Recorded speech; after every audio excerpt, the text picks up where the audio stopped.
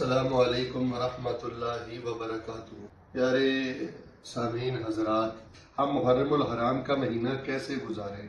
بڑا ایک ماتمی سا مہینہ ہے اور جھگڑے والا مہینہ ہے۔ انتظامیہ، حساس ادارے، ان کے سکون برباد ہو جاتے ہیں۔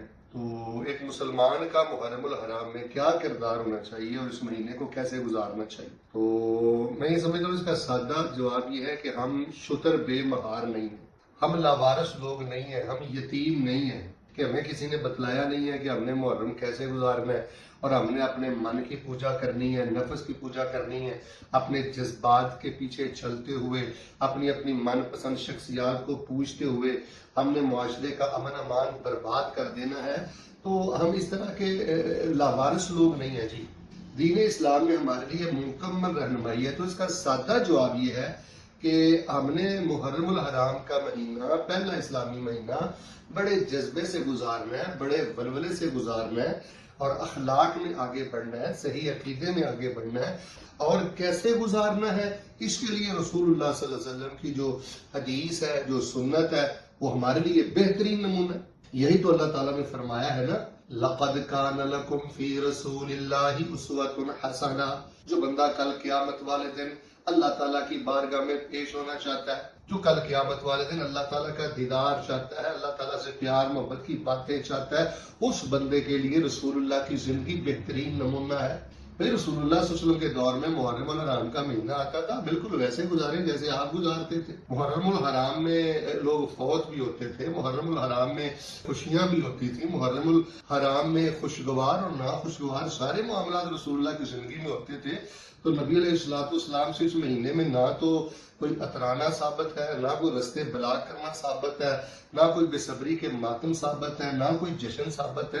رسول اللہ صلی اللہ علیہ وسلم نے اس مہینے کو اللہ کا مہینہ قرار دیا ہے۔ بلکہ بعض علماء نے تو لکھا ہے کہ یہ جو 12 اسلامی مہینے ہیں ان میں سے سب سے زیادہ فضیلت والا مہینہ یہ محرم ہے۔ آپ نے اس کو شہر اللہ کہا ہے، اس کو تعظیم اور عزت دیتے ہوئے اس کو اللہ کا مہینہ کہا۔ اللہ یہ سارے مہینے اللہ کے ہیں۔ اور نبی علیہ السلام رمضان المبارک کے بعد سب سے زیادہ روزے اسی اللہ کے خاص مہینے محرم میں رکھا کرتے تھے۔ جب ہم روزے رکھیں گے تو ہمارے جذبات کنٹرول میں ہوں گے، ہمارے اندر برداشت پیدا ہوگی۔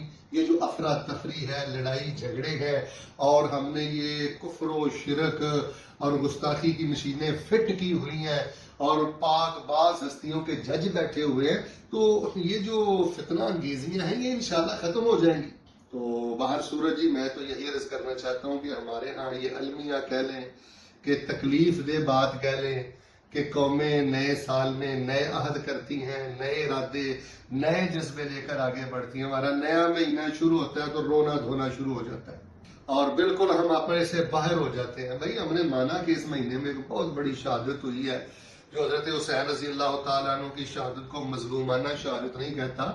ہم ایسے انسان کو بدترین انسان سمجھتے ہیں، بالکل ہم بے دین انسان سمجھتے ہیں، لیکن مظلومانہ شہادت کا مطلب یہ تو نہیں ہے کہ ہم صدیوں بعد تک اس ماتم سے باہر نہ نکلیں اور اس بے صبری سے باہر نہ نکلیں اور ایک عجیب قسم کا سما ہم اپنے ملک میں تکلیف دہ باندھ دیتے ہیں کہ غیر مسلم دیکھ کر وہ کیا کہے گا کہ یہ کیا ہو رہا ہے، یہ کیا ہوا ہے جی، ان کا ایک عظیم انسان شہید ہوا تھا، اب 14 صدیاں گزر گئی ہیں، یہ ہر سال اسی مہینے اسی دن اس کو روتے ہیں، اس کا ماتم کرتے ہیں۔ مجھے بتائیں کیا یہ جرت مند قوموں کے کرنے کے کام ہے؟